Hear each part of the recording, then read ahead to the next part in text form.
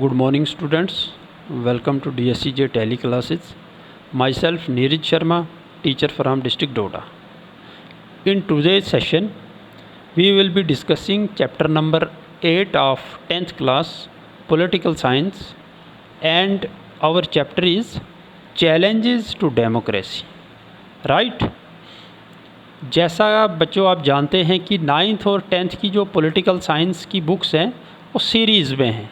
उसमें एक इंसिडेंट हमने पढ़ा, फिर उस इंसिडेंट के बाद सीरीज़ में हमने दूसरा एक इंसिडेंट पढ़ा जो रिलेटेड थे आपस में, राइट। और फिर हम कुछ कंक्लूजन्स ड्रा करते गए, डिफरेंट केस स्टडीज़ को हमने समझा, और सभी जो केस स्टडीज़ थे वो इन वन और अदर वे जो थे वो डेमोक्रेसी के ऊपर आधारित थे। तो आज का जो चैप्टर है हमारा चैलेंजेस ऑफ डेमोक्रेसी, इसको पढ़ने की हमें क्या ज़रूरत है। सबसे पहले हम उन ऑब्जेक्टिव्स को देखते हैं कि इस चैप्टर को पढ़ने के बाद हमको क्या अचीव होगा, क्या हासिल होगा।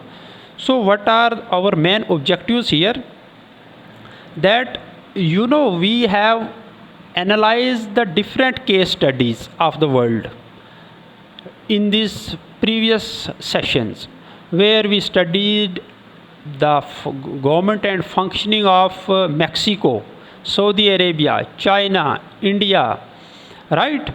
तो हर कंट्री की अपनी अलग यूनिक समस्याएं हैं। मैक्सिको की जब हम बात करते हैं तो मैक्सिको में हमने क्या पढ़ा था, मैक्सिको में हमने ये पढ़ा था कि 1970 में वो कंट्री जो है वो इंडिपेंडेंट हुई, right.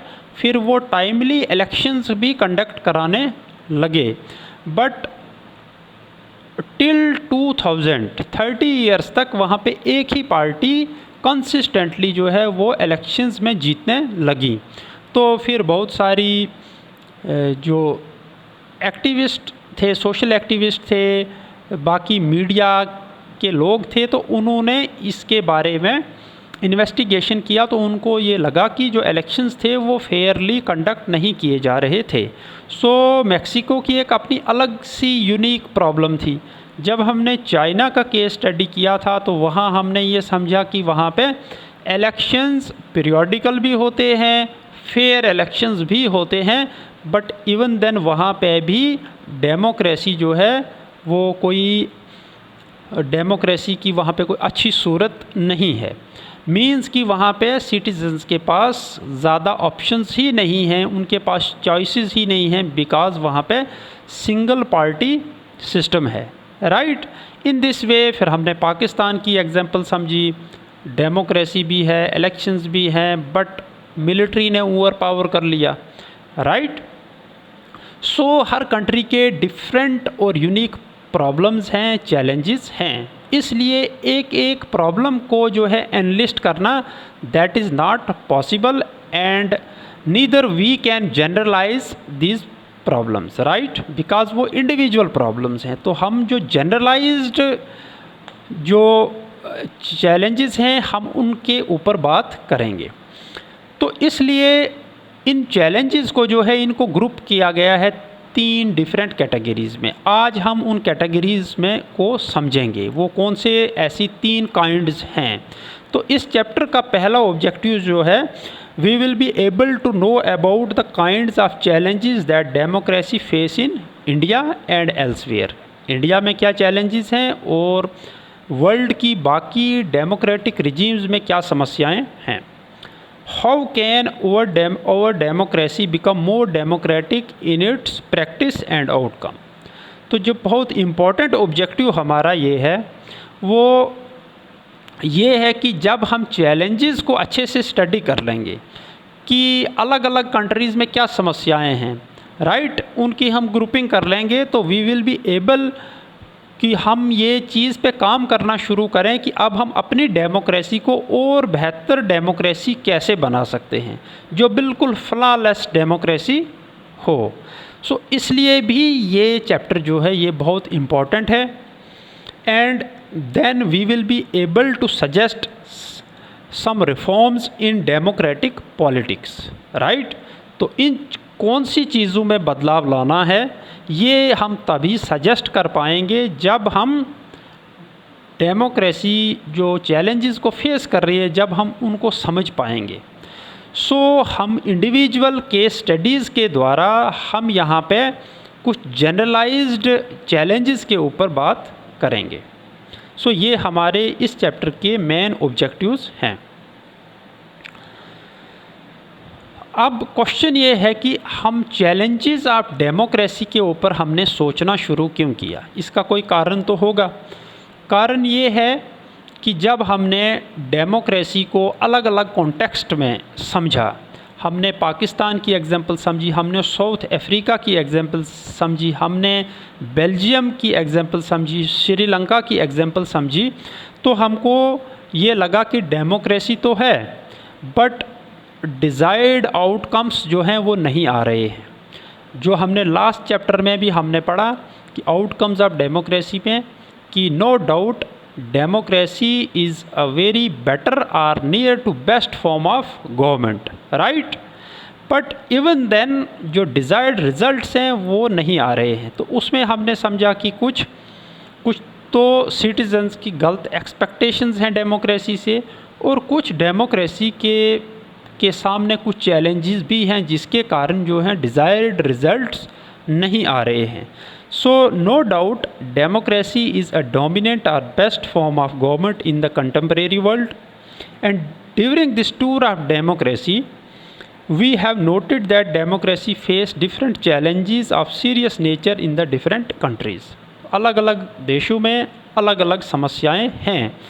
So that is why हमको हमारे अंदर ये सोच आई कि चैलेंजेस को स्टडी करना जो है वो भी इम्पॉर्टेंट है, और इसीलिए बच्चों आपकी टेक्स्ट बुक में इस चैप्टर को इनकॉर्पोरेट किया गया है।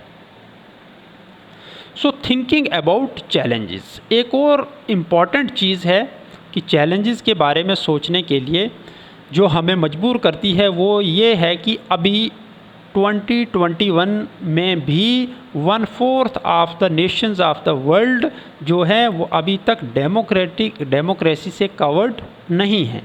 1/4 of the globe is still not under democratic governments, right. अभी तक वहाँ पे नॉन डेमोक्रेटिक रिजीम्स ही रूल कर रहे हैं। सो this is very unfortunate, right. The challenge for democracy in these parts of the world is very strong. Means जो अब हिस्से बचे हैं जहाँ पे अभी डेमोक्रेसी नहीं है, उनके लिए समस्याएं बहुत कॉम्प्लेक्स हैं, बहुत चैलेंजिंग हैं। इतना इजी नहीं है कि आप एक नॉन डेमोक्रेटिक रिजीम को हटा के एकदम से वहाँ पे डेमोक्रेटिक रिजीम को स्थापित कर पाओगे।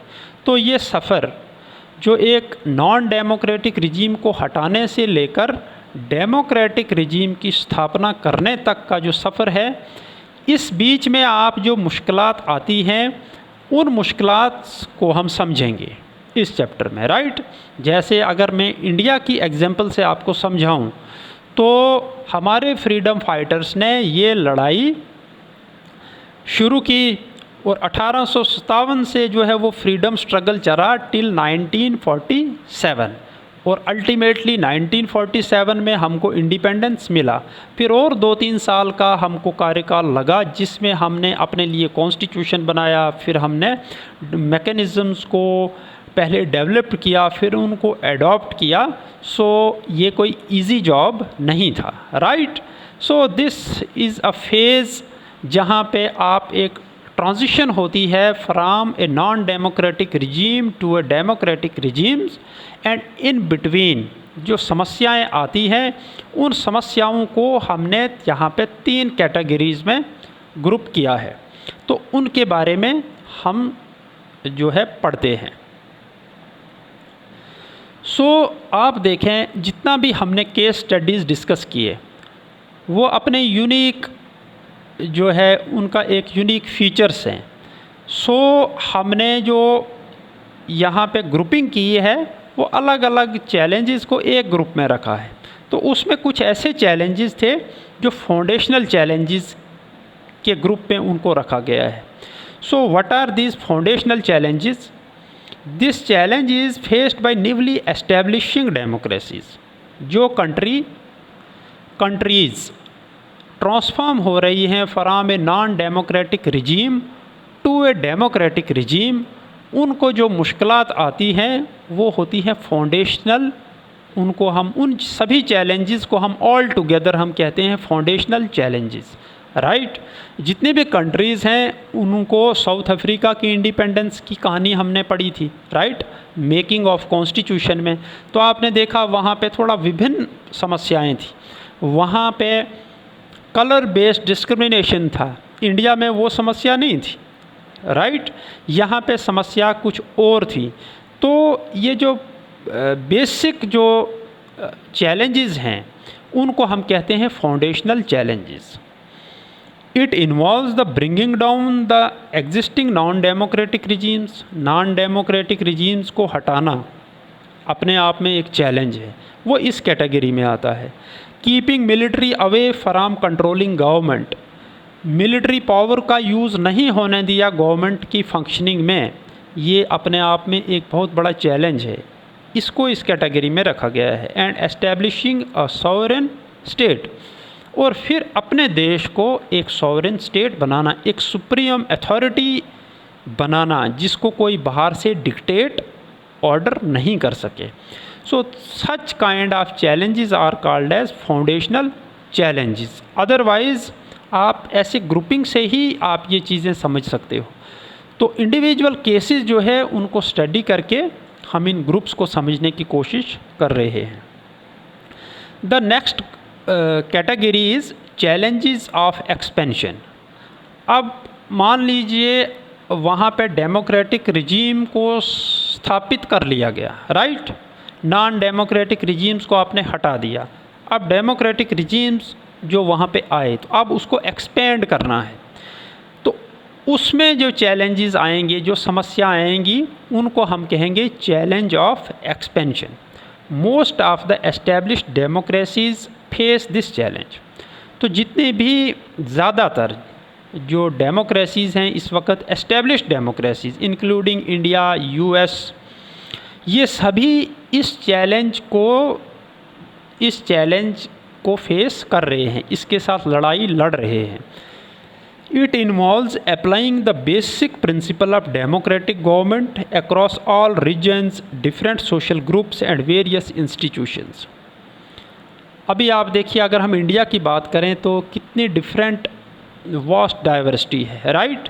तो डिफरेंट सोशल ग्रुप्स को, डिफरेंट कास्ट को, रिलीजन्स को, लैंग्वेजेस को जो है उनको एकोमोडेट करना, ये एक बड़ा चैलेंज है, राइट। और इस चैलेंज को हम इस कैटेगरी में रखते हैं चैलेंज ऑफ एक्सपेंशन में, right. Next is ensuring greater power to local governments. अब आप डेमोक्रेटिक कंट्री हैं, आपने डेजिग्नेट कर दिया अपने आप को कि we are a democracy, but उसकी जब मेजरमेंट होगी तो उसमें ये भी देखा जाएगा कि क्या आप ग्रॉस रूट लेवल तक डेमोक्रेसी को लेके गए भी हैं या नहीं, या सिर्फ यूनियन गवर्नमेंट और स्टेट गवर्नमेंट्स तक ही आप सीमित हैं। तो लोकल लेवल तक, विलेज लेवल तक आपको डेमोक्रेसी को लेके जाना है। जब आपकी लोकल गवर्नमेंट स्ट्रांग होंगी, सो हम कह सकते हैं कि हमने डेमोक्रेसी को एक्सपेंड किया है। तो इस बीच में भी बहुत सारी डिफ़िकल्टीज़ आएंगी, चैलेंजेस आएंगे। उन सभी चैलेंजेस को जो है हम कहेंगे challenge of expansion. Extension of federal principle. अब यूनियन गवर्नमेंट हो और सेंट्रल गवर्नमेंट हो, सिर्फ वही पिविटल हो सभी मसलों में, तो फिर हम कह सकते हैं कि डेमोक्रेसी जो है वो सिर्फ नाम की है, बट इन स्पिरिट डेमोक्रेसी नहीं है। तो डेमोक्रेसी का होना जो है वो इस बात से भी देखा जा सकता है कि क्या सभी जो स्मॉलर यूनिट्स हैं क्या वो भी ऑटोनॉमस हैं, इंडिपेंडेंट हैं अपने अपने ज्यूरिस्डिक्शन में। जो उनके पास यूनियन लिस्ट हो, स्टेट लिस्ट हो, कॉन्करेंट लिस्ट हो, तो उसमें जो सब्जेक्ट्स हैं क्या वो इंडिपेंडेंटली उन पर लेजिस्लेट कर पाते हैं, या वहाँ पे भी उनको जो है वो यूनियन गवर्नमेंट के ऑर्डर्स को फॉलो करना पड़ता है। Accommodation of women and minority groups at par with the powerful sections. तो क्या जो सोसाइटी के आपके पावरफुल सेक्शंस हैं, क्या वीकर सेक्शंस को भी आपने उनके साथ रखा है? क्या इक्वल ट्रीटमेंट वहाँ पे मिलता है या कोई डिस्क्रिमिनेशन है? तो ये अपने आप में सभी बहुत चैलेंजेस हैं। पढ़ना इजी है, पढ़ाना इजी है, but in practice all these things are very much complicated and सभी देश जो हैं वो इससे लड़ाई लड़ रहे हैं कि इन सभी प्रॉब्लम्स को ओवरकम किया जाए। ये थी सेकंड कैटेगरी चैलेंजेस की। Then the third one is the challenge of deepening of democracy. अब जब आपने डेमोक्रेसी को स्थापित किया, फिर आपने डेमोक्रेसी को एक्सपेंड किया, तो अब उसकी डेप्थ कितनी है, कितनी फ्लॉलेस है डेमोक्रेसी वहाँ पे, right? This is faced bye every democracy in one form और अनदर। तो जितनी भी वर्ल्ड में डेमोक्रेसीज हैं, सभी इन वन वे और अदर वे वो इस चैलेंज को जो है इसके साथ वो लड़ाई लड़ रहे हैं, इसको वो फेस कर रहे हैं। It involves strengthening of the institutions and practice of democracy. आपने देखा, हमने वर्किंग ऑफ इंस्टीट्यूशंस में यहाँ पे इंडिया के इंस्टीट्यूशंस के बारे में हमने समझा, तो वहाँ पे हमने लेजिस्लेचर, एग्जीक्यूटिव, जुडिशरी के बारे में हमने पढ़ा।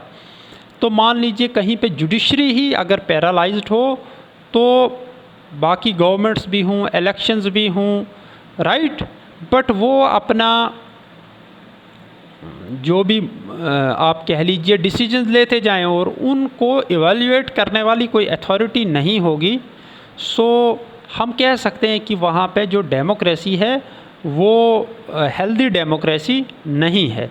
सो इस चीज़ की रोकथाम के लिए क्या डिफरेंट इंस्टीट्यूशंस जो हैं आपकी कंट्री में वो फुली स्ट्रेंथन्ड हैं? सो ये भी एक पैरामीटर है डेमोक्रेसी की डेप्थ को देखने का। Realisation of expectations of democracy, जो डेमोक्रेसी की एक्सपेक्टेशंस हैं क्या वो फुलफ़िल हो रही हैं, right? Ensuring people's participation and control over the government, जो वहाँ के उस देश के सिटीजन्स हैं क्या उनकी गवर्नमेंट के जो फंक्शनिंग है क्या उसमें उनको इन्वॉल्व किया जाता है या नहीं किया जाता है। One thing and the other is, क्या गवर्नमेंट जो है वो सिटीजन्स के कंट्रोल में है, क्या उनके पास कोई कॉन्स्टिट्यूशनल कंट्रोल है अपनी गवर्नमेंट को डिक्टेट करने का। तो ये सभी वो पैरामीटर्स हैं, चैलेंजेस हैं, इनफैक्ट आप कह लीजिए, जो आप कह सकते हैं कि अगर ये चैलेंजेस फेस हुए हैं और इनमें सिटीजन्स सक्सेसफुली जो है वो पार उन्होंने किया है, तो वहाँ पे डेमोक्रेसी जो है बहुत हेल्दी डेमोक्रेसी है। Next is bringing down the control of powerful and rich. अब बहुत सारे ऐसे उदाहरण हैं जहाँ पे आप देख लीजिए कि जो weaker sections of the society हैं उनकी बात को जो है वो मान्यता नहीं मिलती है even in the very popular democracies. So फिर वहाँ पे आप कह सकते हैं कि ये डेमोक्रेसी जो है ये भी हेल्दी डेमोक्रेसी नहीं है, क्योंकि आपको माइनॉरिटीज़ को, वीकर सेक्शंस को, वुमेन और जो बाकी वीकर सेक्शंस हैं सोसाइटी के, सभी को एट पार रखना है with powerful and with rich people, right. तो इस तरीके से अलग अलग देशों में कुछ समस्याएं हमने पीछे केस स्टडीज़ हमने पढ़े हैं, तो उनके आधार पे हम देखेंगे कि उन डिफरेंट नेशंस की समस्याएं जो हैं वो इन तीन ग्रुप्स में से किस किस ग्रुप को रिलेट करती हैं। Different context and different challenges, right. अभी मेक्सिको की हम बात करते हैं। सबसे पहले हमने मेक्सिको की एग्जांपल मैंने आपको बताई भी, बट यहाँ पे एक केस और कॉन्टेक्स्ट जो है स्पेसिफिक दिया हुआ है, इसके ऊपर फिर हम डिस्क्रिप्शन देंगे कि कौन सा चैलेंज फेस कर रहा है। Second, free election after the defeat of PRI in 2000, defeated candidate alleges rigging. आप देखिए 1970 में मेक्सिको इंडिपेंडेंट कंट्री बना एंड 2000 तक वो एक ही पार्टी वहाँ पे PRI जीतती रही। पहली बार वो कब हारी? 2000 में, और कोई और पार्टी जो है वो वहाँ पे जीती। तो उस वक़्त जो डिफीटेड कैंडिडेट्स थे उन्होंने ये इल्ज़ाम लगाए कि जो इलेक्शंस हैं वो फेयर नहीं हुए हैं। तो ये किस तरीके का चैलेंज है, हम इसको देखते हैं। To hold free and fair elections without any malpractice and influence of the ruling government, कि इलेक्शंस करवाना, पहले तो चैलेंज को हम समझ लें। इसकी डिस्क्रिप्शन वो ये है कि वहाँ पे चैलेंज ये है कि अगर ऐसे एलिगेशंस लग रहे हैं तो चैलेंज क्या है कि फ्री और फेयर इलेक्शंस होने चाहिए। तो ये किस टाइप का चैलेंज है? Faces challenge of deepening of democracy. तो डेमोक्रेसी है वहाँ पे स्थापित है, वहाँ पे इलेक्शंस हो रहे हैं, पीरियोडिकल हो रहे हैं, बट जो है बड़े हेल्दी और फेयर मैनर में नहीं हो रहे हैं। तो और फेयर करने के लिए जो है हमने इसको लास्ट कैटेगरी में रखा कि डीपनिंग ऑफ डेमोक्रेसी का चैलेंज जो है मैक्सिको फेस कर रहा था। कब? 2000 में, राइट। आज की हम बात नहीं कर रहे हैं। बेल्जियम का हमने केस स्टडी किया, राइट। उसमें क्या था कि 1 round of constitutional change taken place. वहाँ पे 4 बार बेल्जियम ने कॉन्स्टिट्यूशनल अमेंडमेंट्स करी थी, सभी डाइवर्सिटीज़ को एकोमोडेट करने के लिए, ये हमने पढ़ा है। बट हम सिर्फ पहली वाली अमेंडमेंट की अगर हम बात करते हैं कि जब फर्स्ट अमेंडमेंट हुई, 1 round of constitutional change taken place but the Dutch speakers not satisfied. लेकिन जो डच स्पीकिंग कम्युनिटी थे वो उससे सेटिस्फाई नहीं थे, दे वांट मोर ऑटोनमी। तो उनको और इंडिपेंडेंस और एम्पावरमेंट होना चाहिए था, उनकी डिमांड थी। तो इस सूरत हाल में हम डिस्क्राइब करेंगे यहाँ पे कि चैलेंज क्या है। To prevent the country from disintegration on linguistic lines. वहाँ पे लिंग्विस्टिक बेसिस पे जो कॉन्फ्लिक्ट था, तो सबसे बड़ा चैलेंज तो यही था कि कहीं इस कॉन्फ्लिक्ट के चलते कंट्री जो है वो डिसइंटीग्रेट ना हो जाए, डिवाइड ना हो जाए। To make the different ethnic groups more autonomous. दूसरा चैलेंज ये था कि इतने डिफरेंट एथनिक ग्रुप्स को कैसे ऑटोनोमस बनाया जाए। Democracy faces challenge of deepening of democracy. तो वहाँ पे देखो कॉन्स्टिट्यूशन में अमेंडमेंट भी हो रही है, तो इट मीन्स वो ऑलरेडी उस प्रोसेस में हैं कि वो डेमोक्रेसी को काफ़ी हद तक लेके जा रहे हैं।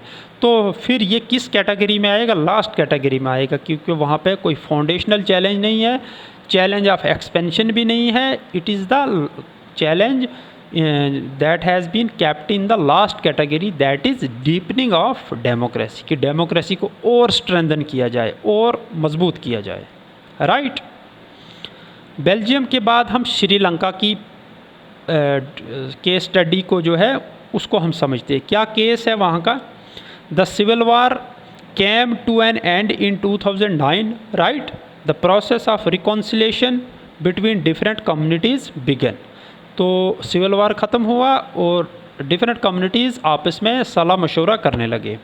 तो ये कौन सा चैलेंज होगा अब यहाँ पे? To prevent any civil war in future, कि अब वहाँ पे चैलेंज क्या है कि अब दोबारा कहीं वहाँ पे कोई सिविल वार नहीं हो, right. To practice the principle of democracy and federalism, कि वहाँ पे डेमोक्रेसी के फीचर्स को जो है अडॉप्ट किया जाए और फेडरलिज्म को भी इन स्पिरिट अडॉप्ट किया जाए। फेडरलिज्म मीन्स सभी स्मॉलर यूनिट्स को भी उनके कार्य क्षेत्र में फुली इंडिपेंडेंस मिलना चाहिए, वो अपनी स्पेसिफाइड ज्यूरिसडिक्शन में वो भी इंडिपेंडेंट होने चाहिए डिसीजन लेने के लिए, लेजिस्लेट करने के लिए। उनको सेंट्रल गवर्नमेंट, यूनियन गवर्नमेंट का प्रेशर नहीं होना चाहिए, राइट। एंड मेजॉरिटेरियनिज्म, आपने देखा कि जब हम श्रीलंका का केस स्टडी डिस्कस कर रहे थे तो वहाँ की गवर्नमेंट ने मेजॉरिटी कम्युनिटी को वहाँ पे फेवर किया था, राइट। इसलिए ही सिविल वॉर हुआ था। तो अब दोबारा चैलेंज उनके पास यही है कि अब दोबारा वो मेजॉरिटेरियनिज़्म को फेवर नहीं करेंगे, राइट। वो सभी majority as well as minority सबको साथ लेके चलेंगे। एंड ये सभी चैलेंजेस जो हैं ये किस तरह के हैं? Facing challenge of expansion. तो श्रीलंका में उस वक़्त अभी डेमोक्रेसी स्थापित हुई थी, बट अभी वो एक्सपेंड नहीं हुई थी, राइट। द नेक्स्ट केस जो है वो पाकिस्तान का है। पाकिस्तान में हम देखते हैं कि general Pervez Musharraf held referendum in 2002। आपको याद होगा, हमने ये बहुत डिटेल से इस केस स्टडी को हमने डिस्कस किया था। उन्होंने रेफरेंडम लाया कि shall we continue for further 5 years, तो फिर वहाँ पे सब ने यस यस यस, उनको वो जीत गए, राइट। तो बाद में मीडिया एंड ह्यूमन राइट्स जो एक्टिविस्ट थे, उन्होंने ये वहाँ पे बताया कि वहाँ पे रिगिंग हुई, वहाँ पे ओवर पावर करके लोगों से वोट लिया गया।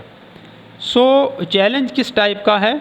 To eliminate fraud malpractices during referendum and elections. तो ये उनके लिए चैलेंज था कि आप कोई फेयर इलेक्शंस भी करवा सकते हो कि नहीं। ये हम बात कर रहे हैं 2002 की, आज की हम बात नहीं कर रहे हैं। And so we can generalize that Pakistan was facing foundational challenge in 2002। तो उस वक्त डेमोक्रेसी वहाँ पे थी, बट मिलिट्री पावर को ले लिया गया था। इवन की फाउंडेशनल चैलेंज तभी हम कह रहे हैं कि डेमोक्रेसी स्थापित हुई थी, बट मिलिट्री ने ओवर पावर कर लिया, इलेक्टेड गवर्नमेंट को जो है उनको हटा दिया और खुद पावर में आ गए, राइट। सो सबसे बेसिक जो हमने चैलेंज है वो पाकिस्तान फेस कर रहा है in 2002। Then there is the case of China. The communist party adopts economic reforms but maintains a monopoly over political power. वहाँ पे जो कम्युनिस्ट पार्टी है, सिंगल पार्टी सिस्टम है वहाँ पे, तो यही पार्टी वहाँ पे काम करती है, इलेक्शंस लड़ती है, जीतती है, राइट। तो इकोनॉमिक रिफॉर्म्स उन्होंने लाए, बट वो यूनिलेटरल डिसीजन, पॉलिटिकल पावर में वो अकेले ही काम करते हैं। सो किस तरीके का चैलेंज है ये? To hold multi party free and fair elections. तो पहला चैलेंज तो ये है कि भाई साहब, आप सिटीजन्स को पहले तो एम्पल चॉइसेस दीजिए, right, free and multi party system लाइए, फिर फ्री एंड फेयर इलेक्शंस करवाइए। And so we can generalize that China is facing the challenge of expansion. वहाँ पर डेमोक्रेसी को एक्सपेंड किया जाना चाहिए, राइट। साउथ अफ्रीका के केस में हमने समझा Mandela retires from active politics, pressure on his successor to withdraw some concessions given to the white minority, right.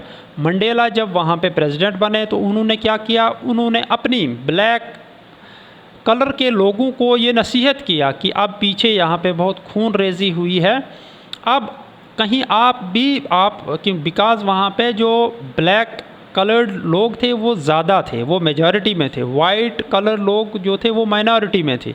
तो जब हुकूमत बदली, अब ब्लैक कलर लोगों के पास जब पावर आई, तो मंडेला ने उनसे आग्रह किया कि अब आप भी कहीं रिवेंजफुल एटीट्यूड नहीं रखना, तो फिर दोबारा से हमारा देश जो है वो फिर उसी वायलेंस का जो शिकार हो जाएगा, फिर हम यहाँ पे ग्रोथ एंड डेवलपमेंट नहीं कर पाएंगे। तो जब मंडेला रिटायर हुए तो चैलेंज क्या था अब वहाँ पे उनके पास? To prevent the domination of majority. हालांकि मेजॉरिटी को बहुत सताया गया था वहाँ पे माइनॉरिटी के द्वारा, राइट। तो अब चैलेंज ये था कि कहीं मेजॉरिटी भी रिवेंजफुल एटीट्यूड ना अडॉप्ट कर ले और फिर वहाँ पे माइनॉरिटी के साथ जो है वो इनजस्टिस हो। तो they were facing challenge of deepening of democracy, because वहाँ पे एक फ्री फेयर इलेक्शंस हुए, दैट इज़ वाई वो लोग पावर में वहाँ पे आए, बट डीपनिंग ऑफ डेमोक्रेसी की बात जो है वो हुई। सऊदी अरेबिया में facing challenge of expansion, because till 2015 वहाँ पे वोमेन को राइट टू वोट नहीं था, राइट। तो हम कह सकते हैं कि वह भी फाउंडेशनल वो चैलेंज ऑफ एक्सपेंशन फेस कर रहे हैं, अभी उन्होंने डेमोक्रेसी को एक्सपेंड नहीं किया है।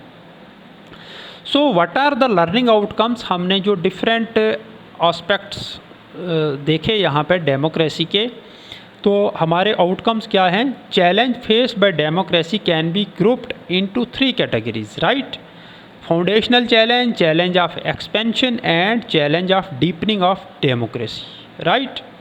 इन different context there are different challenges. आपने देखा हमने अलग अलग केस स्टडीज़ किए, Mexico, Saudi Arabia, South Africa, Pakistan, China, India, तो हर जगह अपनी डिफरेंट समस्याएं हैं। And of these challenges is link to the possibility of reforms. तो हमने ये चैप्टर जो है इसमें हमने ये भी पढ़ा, अब हम कहाँ की ओर जा रहे हैं, अब हम रिफॉर्म्स की ओर जा रहे हैं कि ये जो चैलेंजेस हैं इनको कैसे दूर किया जाए, इनको कैसे ओवरकम किया जाए, कौन से ऐसे डिज़ायरेबल रिफॉर्म्स हमको लाने होंगे। और ये चीज़ जो है ये हम अपने नेक्स्ट पार्ट 2 में पढ़ेंगे अगले सेशन में। Till then thank you very much.